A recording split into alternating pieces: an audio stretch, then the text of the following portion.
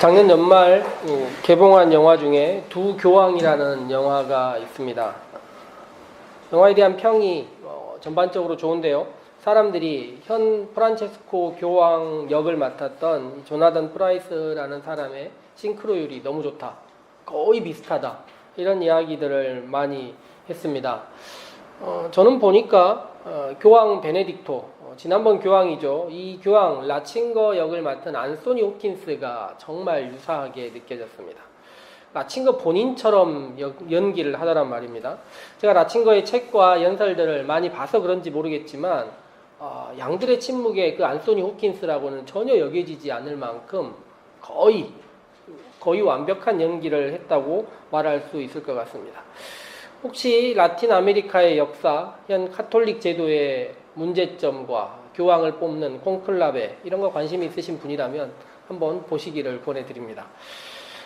영화에서뿐만 아니라 현실에서도 보면 이 프란체스코 교황에 대한 이미지는 전반적으로 좋은 것 같습니다. 저도 물론 그렇게 생각합니다. 영화에서도 반복돼서 나오는 이야기는 이 사람이 과거에 군부 독재 시절에 일종의 부역을 했던 경험들에 대해서 무척 부끄러워하고 그 문제를 평생 회개해 보려고 어떻게든 더 나은 삶을 살아보려고 노력하는 모습들, 그 모습이 무척 좋았던 것 같습니다. 그런데 때마침인지 얼마 전에 이 로마 교황청 베드로 광장에서인가요? 이 교황이 우연히 지나가는 장면이 나오고 한 여자 성도가 교황의 손을 애써 이렇게 부둥켜 잡는 장면이 나왔습니다. 교황이 되게 약간 화를 내면서 뿌리치는 모습이 나오지 않았습니까? 저는 그거 보면서 같은 성직자라고 팔이 안쪽으로 굽었을까요? 급이 이렇게 다른데 팔이 안쪽으로 굽어서 충분히 그럴 수 있다. 너무 세게 잡은 것도 그렇고 노인네 얼마나 힘들었을까? 이런 생각 했더란 말입니다. 그런데 영화에 대해서 한번 생각을 해보고 말씀을 준비하다가 갑자기 그 두 장면이 겹쳐서 떠올랐는데 교황이 되기 전 이 사람의 모습이 어땠을까? 애써 자기 자신이 먼저 그런 사람들의 손을 잡으려는 삶을 살았던 것입니다. 누군가가 자기를 잡기를 기다리는 것이 아니라 자기가 먼저 잡으려고 했었던 것이죠. 그러니 그때는 그 누구가 자기 팔을 잡아도 화날 일이 아니었던 것입니다. 아무리 지금 교황이 자유롭다 해도 동선이 있고 정해진 것들이 있습니다. 그러니 상황이 어떠냐면 자기 자신이 잡아주는 처지에 지금 있는 거예요. 자기에게 오는 사람들을 잡아주는 마음 가운데 있다 보니 카톨릭 가운데 가장 은혜스럽고 호의적인 사람이라 하더라도 그 틀 안에 들어가다 보니 잡아주는 삶에 익숙하다 보니 잡히는 것이 몹시 부자연스러웠고 어색했다는 것입니다. 나이가 들어가면서 우리들은 이런 일들의 반복을 우리 또한 경험하는 것 같습니다. 예기치 않은 상황들을 힘들어하고 자기 자신의 세계, 자기 자신의 주관들을 더욱 많이 만들어가는 것이 아닌가 생각해 보는 것입니다. 경험의 많음이 다양성을 수용하는 방법으로 나아가는 것이 아니라 어쩔 수 없이 더 보수화되고 자기만의 생각들을 더 갖춰가는 그런 삶을 살고 있다는 것이죠. 우리가 어떤 말을 했는지, 과거에 어떤 생각을 가졌는지를 많이 내려놔버리고 현재의 자기 자신이 모든 것인 것처럼 자기 자신의 틀에 갇혀 있다는 것입니다. 그렇지만 성숙한다는 것은 과거와 현재를 살피는 일이고, 그리고 살핀 다음에 만들어진 미래를 준비하는 것, 이것이 아닌가 생각해 봅니다. 그런 면에서 오늘 우리는 요나 2장 성경을 읽었습니다. 기억이 가물가물하시겠지만 몇 년 전에 요나를 한 주일에 한 장씩 한 달 동안 읽었던 기억이 있습니다. 물론 기억이 나시지 않는 것이 정상이죠. 간단하게 기억을 되짚어서 얘기를 드리자면 요나가 하나님 명령 받았다가 도망가고 나중에 니느웨에 갔지만 올바로 돌이킨 것은 아니다. 제가 이런 식으로 설명을 했고, 그리고 수없이 많은 의미들이 있는 열린 결말로 성경은 끝났다. 제가 이렇게 이야기 드렸던 것 같습니다. 그런데 요나라는 성경은 짧기도 하지만 한 번 읽고 나면 되게 오랫동안 기억나는 이야기 아닙니까? 내러티브 자체가 굉장히 단순하고 기억할 수 있다 보니까 우리들은 성경을 읽다가 맨 처음 그런 생각을 할 수밖에 없어요. 요나가 왜 이렇게 반응했나? 요나 1장에 하나님 말씀 임하고 바로 나오는 구절이 그러나 요나는이에요. 그러니까 요나가 그렇게 하지 않았던 이야기들 이렇게 나오고 있습니다. 시작부터 하나님의 뜻과 다른 방향으로 걸어가는 요나를 볼 수 있습니다. 그런데 우리가 요나라는 성경은 굉장히 짧고 한 단면을 잘라놓은 것이지만 그 이전의 요나 이야기, 열왕기 성경을 읽어보면 이 요나라는 사람이 예언자로서 선지자로서 이미 그 당시 알려져 있었던 사람 같아요. 그런데 이 사람은 처음부터 그랬을 것 같지는 않습니다. 예언자들은 그런 사람들이 아니에요.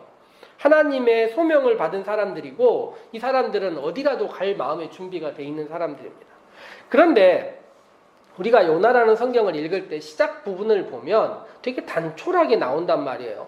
그런데 어떤 예언자들은 예언자가 살았던 삶이나 조상들이나 제사장이나 가문들에 대한 이야기를 들려주기도 합니다. 이 사람들은 전통 안에서 살아온 사람이에요. 예언자의 전통 혹은 제사장의 전통.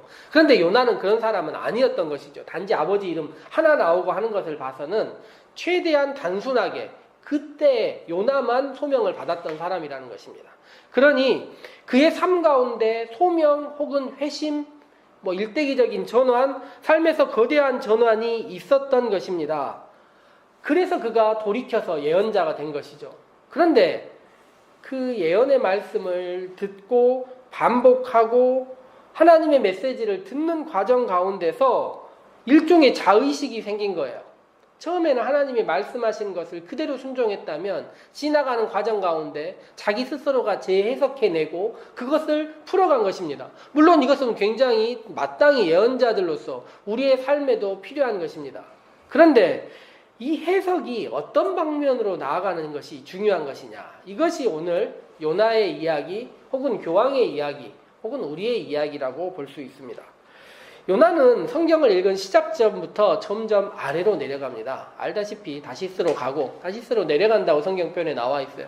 다시스로 가고, 배로 가고, 배에서 더 밑은 곳으로 가고, 바다에 빠지고, 바다에서 더 밑은 곳, 더 밑의 곳으로 점점 더 내려가고 있습니다. 나중에 보면 니느웨로 가고, 니느웨 근처에서 천막을 치지만 이 삶 또한 올라가는 삶이 아니에요. 점점 더 아래로 내려가는 삶이라는 것이죠.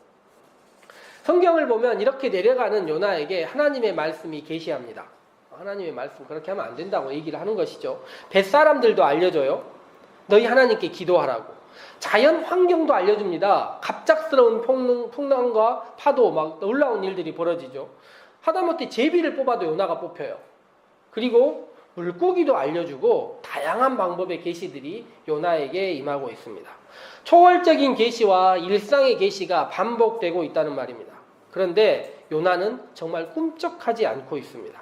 더 깊은 곳으로, 더 아래로 외면하는 장소로, 어쩌면 이럴까 싶은 생각이 들 정도까지입니다. 4장 성경을 읽어보면 니느웨의 왕이 나오는데, 3장 4장에 니느웨의 왕이 나오는데, 니느웨 왕에게 요나가 가서 전한 메시지가 무엇입니까? 직접 찾아가지도 않았어요. 동네 사흘길, 하나님 보시기에 3일을 다녀야 그 동네 사람들 만날 수 있을 거라고 했는데 하루만 다니면서, 아마 제 생각할 때 직선 주로로 쭉 가면서 주위의 사람들 쳐다보지도 않고 이야기했던 것 같아요. 40일 지나면 니네 망한다. 어떤 기적도 보여준 것도 없고 하나님의 말씀이라고 전해서 왕에게 전한 것도 아닌데 이 한마디에 사람들이 반응하는 것입니다. 성경은 이렇게 많은 메시지를 보이는데도 반응하지 않는 요나와 그 한마디에 반응하는 니느웨 왕과 사람들을 보여주고 있습니다. 니느웨 왕은 제가 지난번에 했던 표현을 따르자면 자신을 무너뜨림으로써 니느웨의 무너짐을 막았던 사람입니다. 성경은 말이에요. 하나님의 생명에 대한 생각, 즉 성경의 생명에 대한 생각도 바뀌고 있다는 것을 보여줍니다. 모세 오경만 해도 이방 민족들은 징벌해야 될 사람들이었어요. 여호수아, 사사기 보면 막 가서 사람들 다 죽이지 않습니까? 진멸하기도 해요. 역사서를 보면 이처럼 잔인할까 싶은 이야기들이 나오는데 예언서의 전통은 이방 사람들을 소중히 여기고 있는 것입니다. 그들을 찾아가기도 하고 그들이 대화의 상대도 되기도 합니다. 어찌 보면 성경 자체가 가지고 있는 생명에 대한 생각도 바뀌고 변화하고 있다 말할 수 있습니다. 4장 마지막에 결론으로 나오는 이야기가 태양을 가려주는 박넝쿨을 내가 그렇게 아꼈거든 12만 명의 사람과 가축을 하나님께서 아끼시는 것이 너무 당연하다. 이렇게 끝나고 있습니다. 생명에 대한 생각이 바뀌고 있다는 것입니다. 이토록 성경에서 한 사람에게 다양한 메시지를 가지고 그에 대해서 이야기하는 책은 없습니다. 한 사람을 바꿔보는 노력의 절정에 있는 책이라는 말입니다. 그는 그냥 선교 받아서 명령 받아서 걸어가고 있는 것 같지만 주위에서 다양한 메시지로 너무 많은 이야기들로 그에게 이야기를 건네고 있다는 것이죠. 우리의 삶도 어떻게 보면 그렇지 않습니까? 우리는 그냥 평범한 일상을 지내고 있는 것 같지만 하나님의 말씀은 또 메시지들은 또 우리 주위에서 일어나는 자연현상과 사람들의 이야기와 세상 돌아가는 이야기들을 보면 그 모든 것들이 나에게 지나가고 있는 나에게 요나처럼 들려주고 있는 그런 이야기처럼 보인다는 것이죠. 그러나 요나는 끝까지 자신을 무너뜨리지 않습니다. 하나님의 말씀에도 선원들에도 놀라운 선원들의 이야기에도 회개하는 사람들에게도 끝까지 바뀌지 않습니다. 왜 그럴까요? 두 가지가 있는데 민족의식이 남달랐던 사람 같고 하나는 자신의 신앙이 너무 투철했던 것 같습니다. 일종의 선민의식과 신앙의 확신이 무척 강했다 말할 수 있습니다.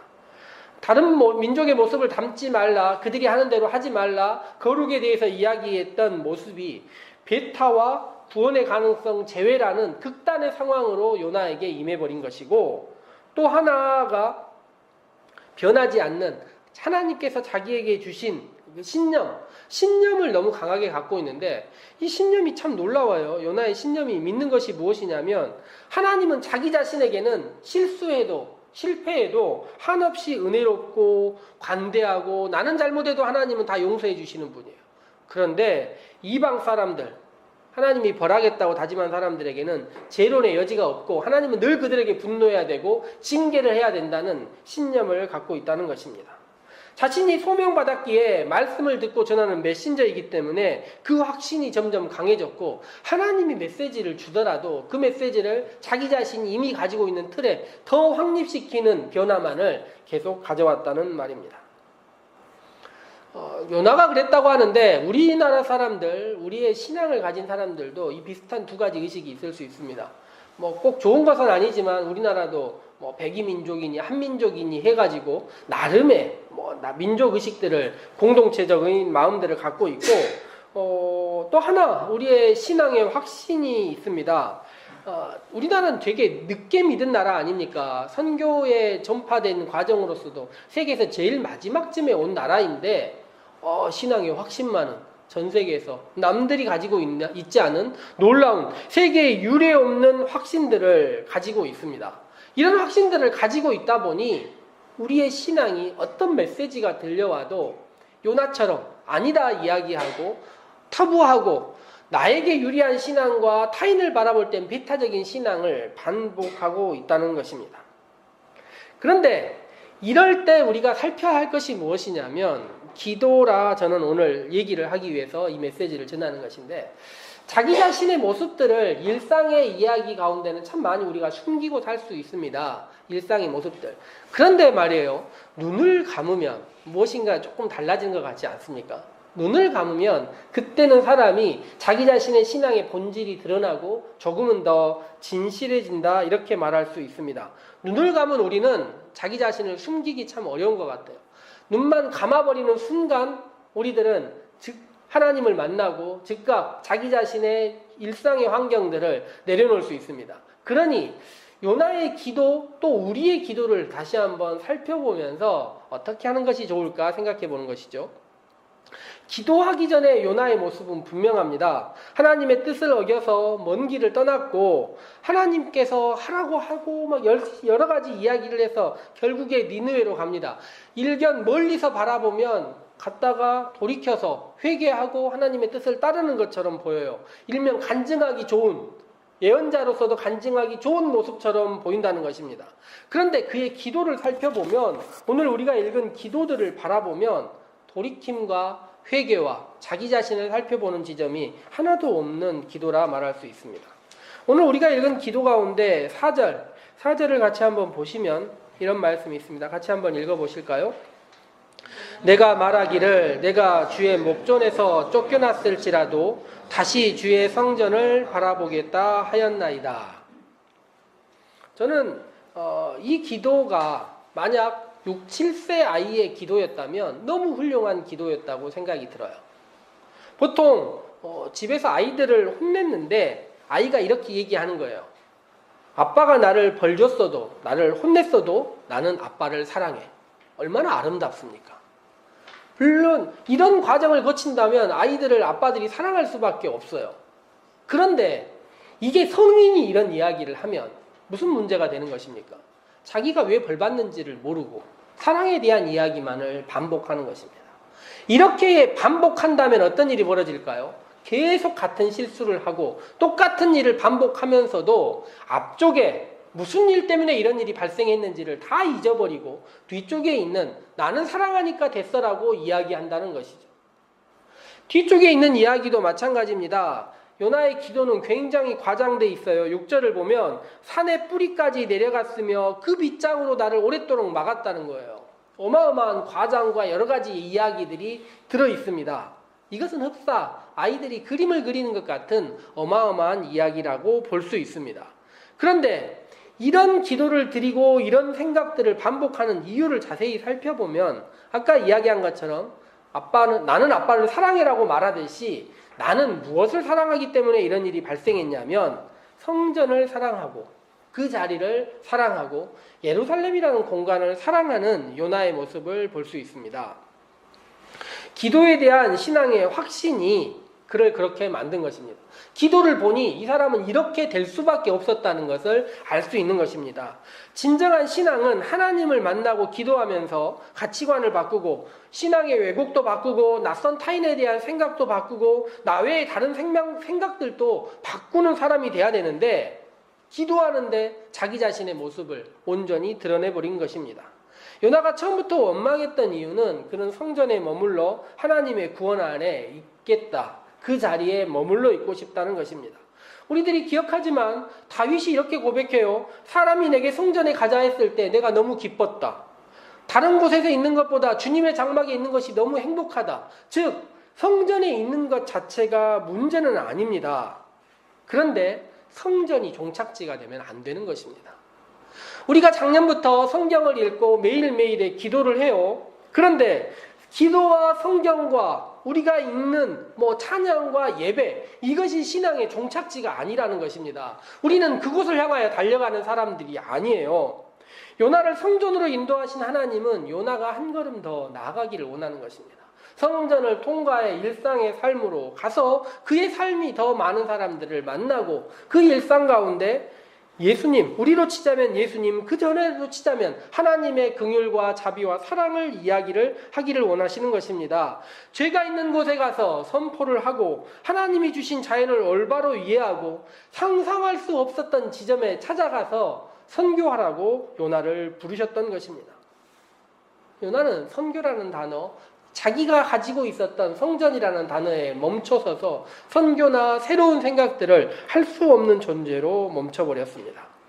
나중에 사도행전 보니까 사도행전에도 비슷한 사람이 있지 않습니까? 자기만의 생각 가운데 갇혀 있었던 사람 말이에요. 그런데 하나님께서 그를 바꾸셔서 어떻게 하십니까? 결국 선교의 사도로 쓰는 것을 볼 수 있습니다. 신약 성경에도 수없이 많은 사람들이 요나같이 살았고 변화된 사람들도 있지만 또한 우리들도 마찬가지로 요나처럼 살고 있다는 것이죠. 그러므로 우리는 기도하고 찬양하고 말씀이 있는 것을 우리의 목적으로, 올 한 해의 목적으로 삼는 것이 아니라 우리가 매일 기도를 하고 말씀을 읽으면서 어떻게 더 나은 존재로 우리를 바꾸어 갈 것인가, 하나님께서 우리를 여기 기도에, 여기 말씀에 고착시키려고 하는 것이 아니라 그 전에 살아갈 수 없었던 사람들을 사랑하고 일으키지 못했던 우리의 삶이 일어나고 삶의 목적과 의미를 오늘 기도하신 것처럼 바꿔서 더 많은 사람들을 향하여 나갈 수 있는 존재, 그 가능성의 과정으로서 기도와 말씀과 예배와 모든 것을 주셨다는 것입니다. 성경에 인물들도 있고 교황도 있고 우리의 삶도 있습니다. 여러 가지 삶을 우리들이 바라볼 수 있습니다. 기도하는 우리는 교황도 요나도 또한 우리의 삶도 함께 바라볼 수 있습니다.